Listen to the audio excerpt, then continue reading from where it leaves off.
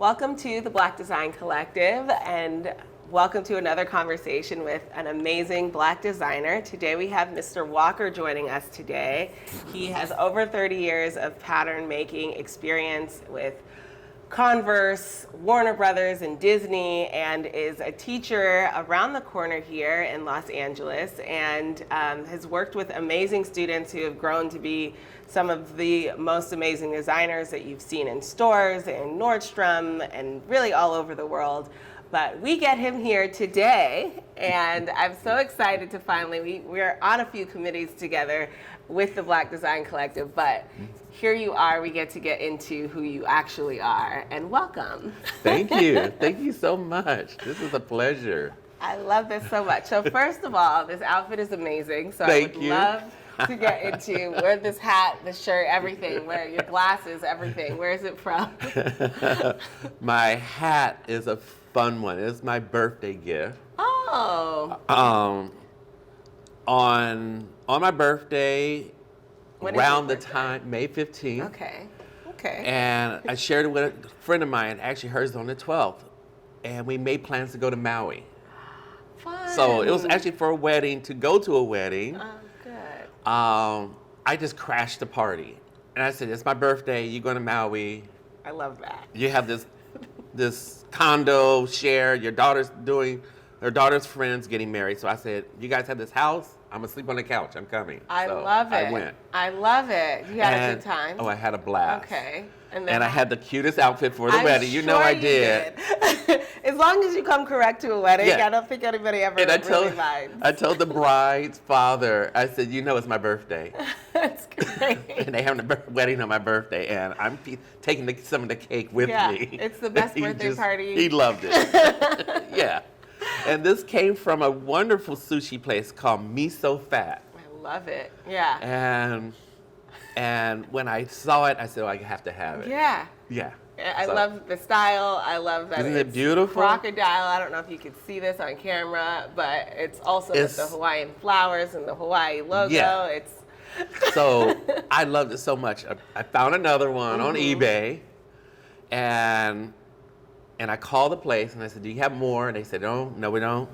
So now I looked around. They reached out to the vendor that they got it from. They don't have it no more. Wow. So it's rare. So it's rare. So now my mission with my background, of course, I'm going to bring it back. I'm going to see if I can. I want to make them again. That is amazing. So I want to make one. I love it. Yeah. Specifically for the sushi place. And I want to do one with Maui and the islands in Hawaii, what's going on with Hawaii. I want to do one for them especially. That's so great. So let's get back. Yes. Where are you from? Where were you born and raised? I am a true California native. Love it. I am a native. And we're a rare breed. Yeah. I too grew up in California, born and raised. Yeah. And I was born actually on Hollywood Boulevard. Wow. Actually, Sunset Boulevard at the Kaiser Hospital. Wow. That's where I go. And my mom drove herself there. My father started his pharmacy. Wow. And he was a pharmacist. Came out from the East Coast, from Atlantic City. He was a Tuskegee Airman. Wow. Did not know he's a Tuskegee Airman until... When did you find out? Like 15 years ago. So at least over 40 years, I did not know. Wow. There's a picture of him in his outfit during the war with his hat and everything. He looked like he's 12. Like, were you enlisted? I wish I had a photo of it. And no, he said, can you take me to Inglewood? I said, yeah, what are you going to do? We're going to go to this place on Crenshaw. I'm like, okay. It's group of friends and people I know, and it's a Los Angeles chapter. Okay. And I'm like, really? You had that was when you found out. I knew he joined. Okay. I knew he went in and enlisted in the war. Wow. But I didn't know what he was doing. That's amazing. It was amazing. It's fascinating. His story alone is just, we could spend hours and hours talking about. So he came. became a pharmacist Yes, after being that was his a passion. Tuskegee Airman. Yeah. Wow. And for someone to have his own pharmacy, to have that passion, he never looked at me and said, no, you can't be a designer. No, you can't do this. Oh, wow. You have to be a pharmacist or you have to take over the business. He never pressured me. Wow. So how did He you let me go. even get into wanting to design? What was I- your like, aha, I love Melrose making Avenue. things. Just walking on Melrose Avenue, I there was a get store that. called Flips of London.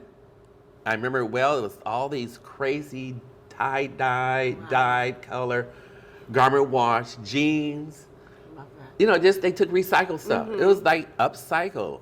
And that was pretty much the whole look of the 80s was upcycle. It was Wow, recycled yeah. stuff. So they took sweatshirts and dyed in these different colors. Love And I started wearing them. But So how old were you? I was probably 15, Okay. 14. My Okay. cousin had the driver's license. Oh, He had the nice. car. So what we do, take us to Melrose. Wow. So we went there and I always drew. I always drew artwork, but more just artwork, animals. Everyone tells me when I was little, oh, you drew dinosaurs. I drew dinosaurs forever. I thought I was going to be like That's digging up great. dinosaur bones. That's so funny. I had a very similar, like I thought I was going to be like an archaeologist for a moment, or Yes. at least an anthropologist Yes. in some way. Yes. Really? But in a lot of ways, that's what fashion is. It's like understanding is. like the ground up how something is Yeah. created. Yeah. So you drew dinosaurs. You loved walking on Melrose. You got into fashion, but what made it like I am making this my career? What made it really was two designers, Versace and Armani. And actually another designers from Canada. It was a husband and wife. They were architects. Wow. And they opened a clothing line called Parachute. I love Parachute. You love parachute. Oh my God, I love Parachute. I want to bring that one back too. I just want to do it for myself. And then if someone loves it, I'll do one. It's great. I And love the it. silhouettes were so different for the Stunning, time. And stunning. I can Yeah. see how that sparked your ideas. Yeah, yeah. So yeah. you got all these amazing ideas. Obviously Versace at the time was also Yeah. amazing. Yeah, and Claude Montana. Oh man. Just bringing so many good things And then back. Terry Mugler too. Just how they tailored. That's the part I miss Okay. about clothing, the tailoring. And when I do stuff with my students, and I show them these vintage clothing, and I don't want to say, but one of them put the jacket on. Not supposed to, it's museum quality, but they put the jacket on, and it fit her perfectly. And she's like, "Oh my God, this fits so." I said, "Honey, that's tailoring. This is real tailoring. This is not H&M. This is not Zara. This is tailoring. This is made to sculpture to your body." That's amazing. So you're like, okay, I'm inspired by all of these people, all of this amazing tailoring. Yeah. When were you like, okay, now how do I learn these things? That's what I And said. then how do I? Because I okay. wanted, not just looking at it and going, oh, this is beautiful, the fabrication, but then I wonder, how do you make this suit? How do you make this jacket? Besides just wearing it, I was like, what is built into it? Yeah. And I'm bad with stuff like that because my mom bought me this. I love pinball. Tommy, Yeah. that movie just hit it off. I love Elton John. I was a fanatic with Elton John, the pinball wizard. So my mom bought me a pinball machine. 'Cause I was love just, it. I was like playing. Saw the movie Alien, and I did not like my pinball machine artwork, and I tore it apart and started painting. And I started researching Wow. how you make a pinball machine and the whole thing. So I knew I was going to be fascinated today. I did not know I was going to get fascinated by a pinball machine and artwork for that. Yes, This is I totally painted the gold. alien, Ripley, the whole scene, wow.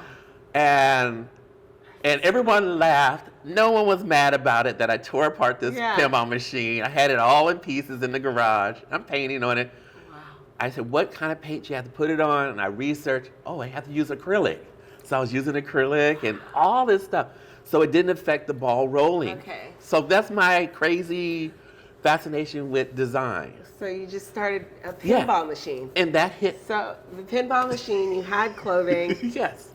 And you were like, okay, did you go to school next? Next thing was go to find a school. And I pretty much was kind of like late getting out of high school. It was another story about high school, getting out of there with grades and stuff. I was a bad student.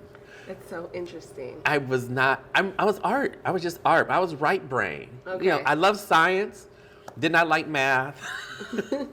English was like, but I said I couldn't go to art center. I wanted to go to art center, but I said I want to do car design. I said, but it's going to be math? Yes. But that was the only part that just stopped me. It was like, ugh. But I said, what can I do? And I love clothes. So I was on this border, and FIDM came into play. Okay. I don't know. My mom probably found it. So I went there and applied and joined, and totally failed out of the place. I was a mess. So what was it as a student? Just for all the students who do It did not challenge me to me. I think Oh. about it. I'm draping, which is great. Draping, sewing. I learned more about sewing from these little retired grandmothers in Arcadia at a high school in a night sewing class than I learned at FIDM. I hate to say that, FIDM, sorry. But I would get in my little Datsun 210, learning how to drive a stick shift at the same time. Go there with my sewing machine in the back seat. Wow. So, and then I said, I want to do this shirt from Dr. Zhivago, this Russian peasant shirt with buttons on the side. And they looked at me like, what? You just learned to make a t-shirt. So, You're like, but I can do anything now that I know how to make. Which honestly, I understand. I felt the same way. I was like, I can make a t-shirt. I can really make anything now. And they thought it was the funniest thing. They laughed. They said, okay, fine. And I made a couple of more shirts, and I love the look of it. You know, it's like, what is those Vogue, the pattern. Yeah. So I was tweaking it as I was going along. So, okay, you created the shirts. You made these amazing little designs. What said, okay, pattern? Because obviously you had a love for patterns when you're talking about all these designers. So now you're like, how do I make the patterns a career? What made you decide like that was your trajectory? Well, once I got into it, I wanted to do menswear. Armani and Versace. Those two guys just made me want to get into tailoring. Yeah.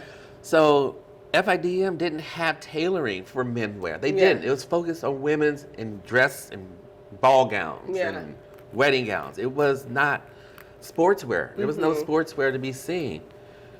And I even messed up in my sketching class. I just was bad. But I found out Trade Tech had tailoring.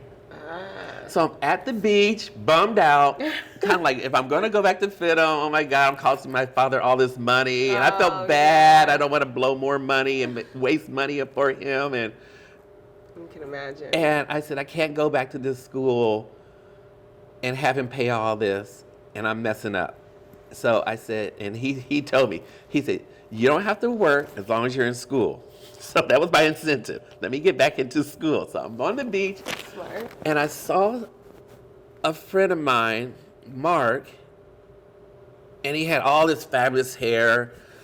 And we were talking, and he goes, what school are you going to? I told him. He goes, oh.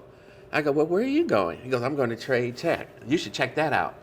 And so I did. That's how I finished into Trade Tech. Wow. So that's where great. My passion ignited again. So it was a different. And you felt like you got the fun you wanted. You got what? Yeah, especially the tailoring. Yeah, learning how to make a pattern from measurements. And then from spec. That and knowing a design line here makes a design line here, and how that it really just resonated with me. And then I said, okay, I'm gonna go get a job in the industry. And I found it was hard and difficult. And I didn't know why at that time, and now I understand the whole mindset of the industry back then. If you weren't a petite, young woman designer, you didn't fit that mold. Interesting. You weren't considered a designer. I'm a young black guy, and I want to design whatever. Yeah. And it was a challenge. It was a challenge to get in there for a while. And I got frustrated. And I kind of like took a break from it. But I went back into it. I got back into it. I kept going. And I met a designer down, it was on Jefferson, near Broadway or somewhere like there. And I had my cute little GTI, my little red GTI, and I remember because my window got broke. First day I was there. It was the thing with Volkswagens back then. Everyone stole the blah plunk German radio. So first day I'm there, a couple of hours later, someone said, whose car's in the front? Someone broke the window. So, wow. But there was a designer, black man, named Glenn. And I was like, this is so cool. And he was the quintessential black man of that time, of the 80s, that 80s time. You know you made when you have a convertible black Saab. You had, I love that car. I love that 900.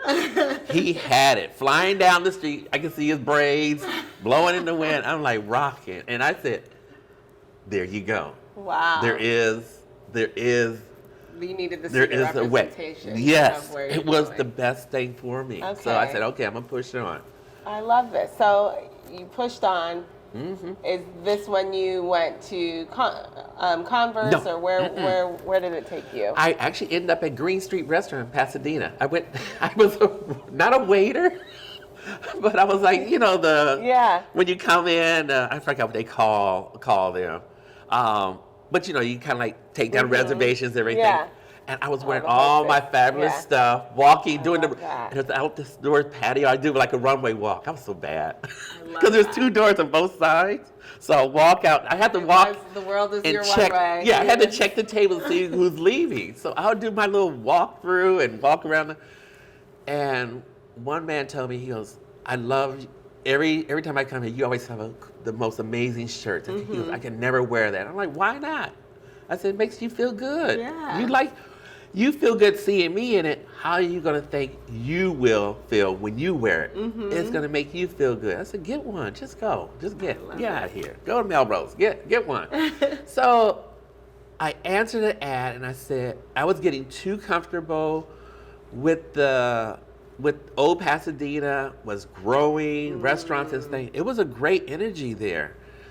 But I said, I cannot stay and become a waiter. I said, I have to get into design. I have to go back. Okay. I found a job out in City of Industry. Didn't know what the heck was out there. Didn't know where City Industry was. Yeah. I went there. It was a clothing company they did Missy to young kids, budget. They sold to Walmart, Kmart, Mervyn's, and I was there for a couple of years with them, and I started changing up stuff there. I started disrupting stuff because once again, my mind said, we're writing spec sheets. I said, this is boring. I got to figure out I'm like, we repeat some of the same things over and over again. So I started making mock ones, templates, and pushing it through the copier. And everyone's like, what are you doing? I'm like, I don't have time to write this all the time. So I did that. And then there was a job opening for pattern maker. Okay. And I applied. And they didn't know I knew patterns. Once again, that mindset. They were like, oh, you know patterns? I'm like, well, it's on my resume. I know patterns. So I applied. And all these people I have met at that company are still my friends. Over 34 years now. Wow. So I have known all these people that is amazing. Since I started. And it's like my extended family. Another extended family. I love hearing that. Yeah. And because you hear that the fashion industry is like, cutthroat and people are all about themselves, but for you to hear like your family comes from these people Yeah. as well is a beautiful Yeah. thing to hear Yeah. in general. That's how I met Miss Tiffany Jackson. Oh, lovely. I used to torment her all the time. We would sit across from each other on the pattern table. She was on one side, and she would say something. Tiffany would say something, and I'll go, "But you are, Blanche, but you are." And she's just like, "What are you talking about?" I said, "It's a movie. It's a movie." And then years later, she finally saw the movie, and she goes, "Oh my God, Isaac, now I know where you got that." I love that. I really love that. And I, once again, disrupting. There was no Trader Joe's there. Oh, well. It was very devastating. Being from Pasadena, it was just brutal. So I always bring my food from Trader Joe. I love And this lovely girl, Araceli, would go. One day she went to me, "Hey, why you always bringing stuff from Pasadena? Your food is always from Pasadena." I said, "Because it's Trader Joe's, honey. It's Trader Joe's." I said, "One day you will learn. You will learn. You will see." Wow. And they've grown to be everywhere yes, now. everywhere. And But we do love a good Trader Joe's yeah, moment. yes, it was. So I'll bring in cookies and tea, and I have it underneath my pattern table, and I pull out a basket. I have a whole basket. Oh, that's great. And I would stop at 4 o'clock. Everyone's like, panic. You know, we're all rushing that 4 o'clock moment. And they all are coming down from the top. We need this pattern. We need to get this, da da da da da. And I'll start packing up stuff, and they go, "What are you doing?" I said, "It's 4 o'clock. It's time for tea." That's so great. I said, "The Queen stops at 4 o'clock to have tea. Any civilized country stops for tea." And I walked out into the lunchroom. So, okay. In general, I think this is genius because there is that moment. When does work normally end for you? And then what was tea time? Was work ending at 5 or? Usually 5, but we usually go past that. Okay. Sometimes we go to 6. Usually, Yeah, it is a rush, and I know we're going to be there late. Done.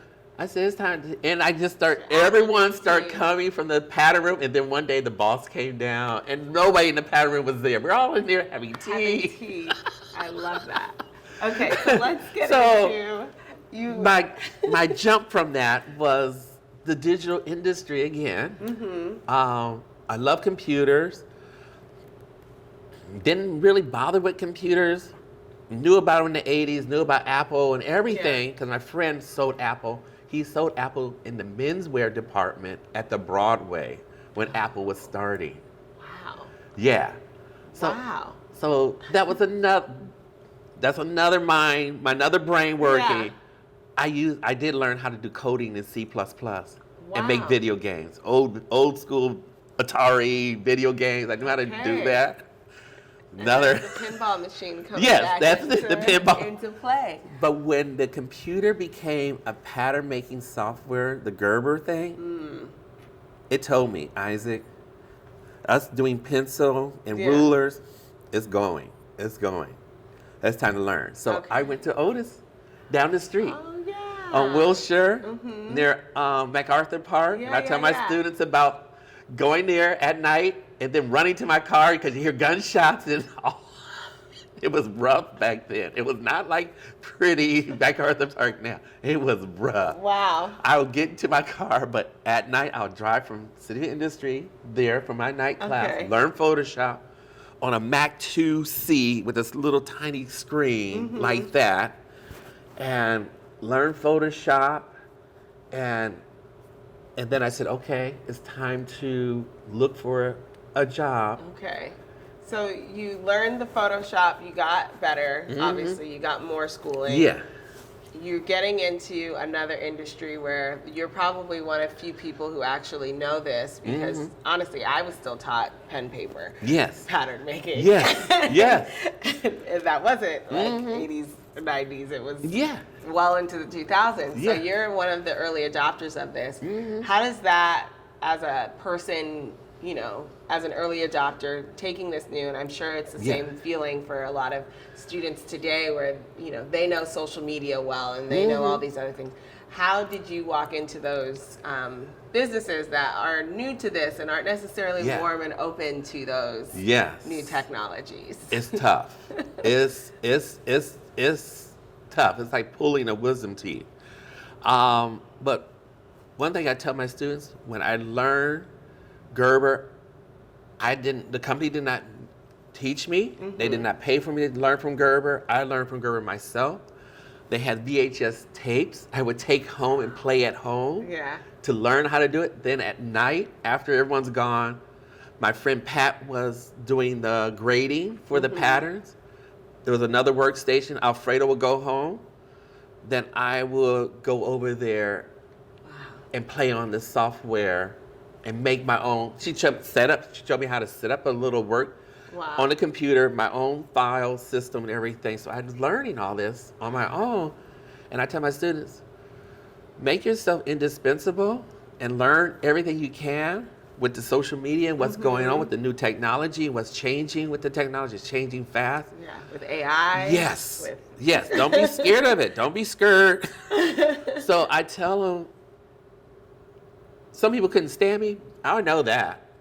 They just like, oh, he's a pain in the butt. He's taking tea when we're supposed to have a rushing. You know that. So they couldn't get rid of me. I tell my students, I said, they couldn't get rid of me. When we had a merger, one company bought out another one, and they had a buyout, they couldn't get rid of me. They didn't know what to do with me because I had the key to all my patterns, and all my patterns were digitized in the computer. Wow.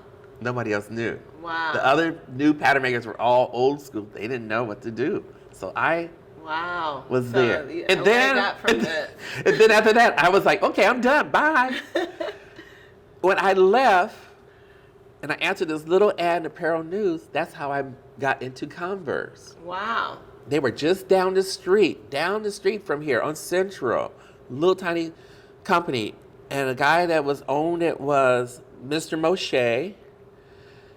And it was Mark Mertens. He came from the East Coast. Cindy Clyde. They came from New York. They had license. And they started doing license with Converse. Wow.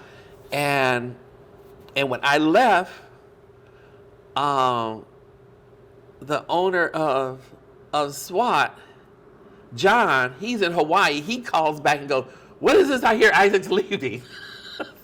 Someone told me that years later. Wow. He called from his vacation. What is he leaving? Wow. So, I had to go. Sorry.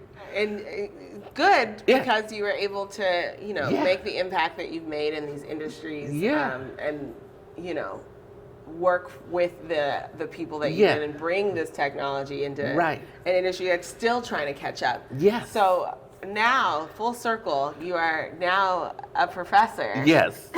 Yes. Still causing trouble.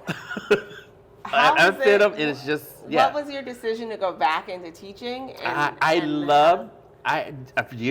Years before that, while I was still working in industry, I did consider, would I be a teacher? What teacher would I be? Be a history teacher. I thought about being a history teacher. Okay. If I wanted to just be a teacher.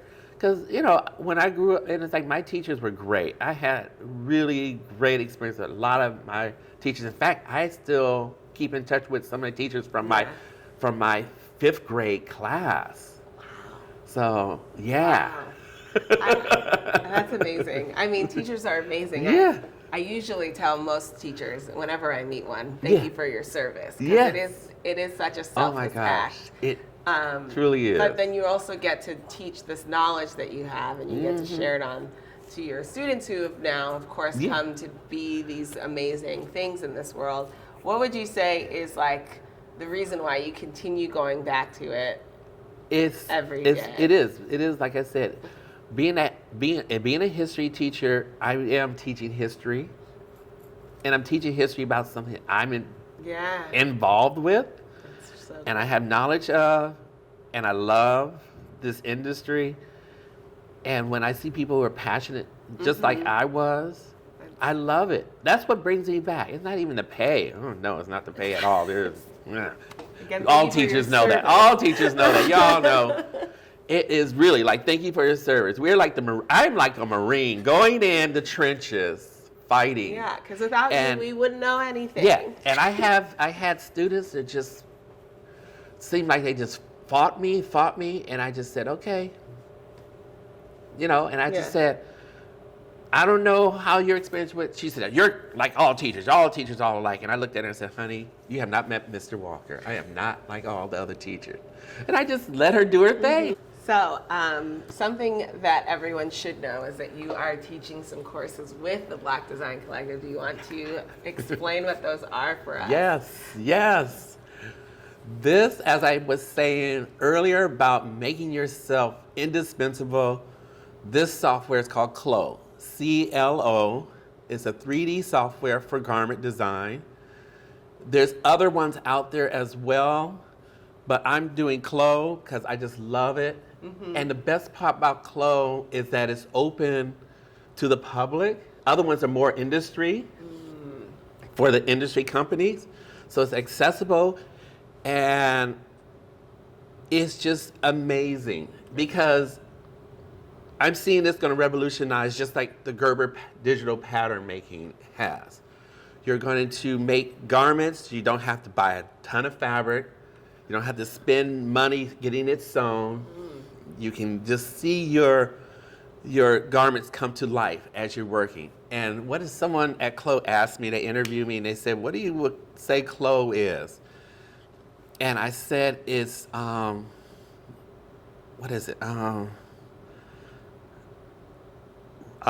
Virtual imagination, or virtual, not virtual, we're talking about virtual reality. Yeah. I say it's virtual imagination. Wow.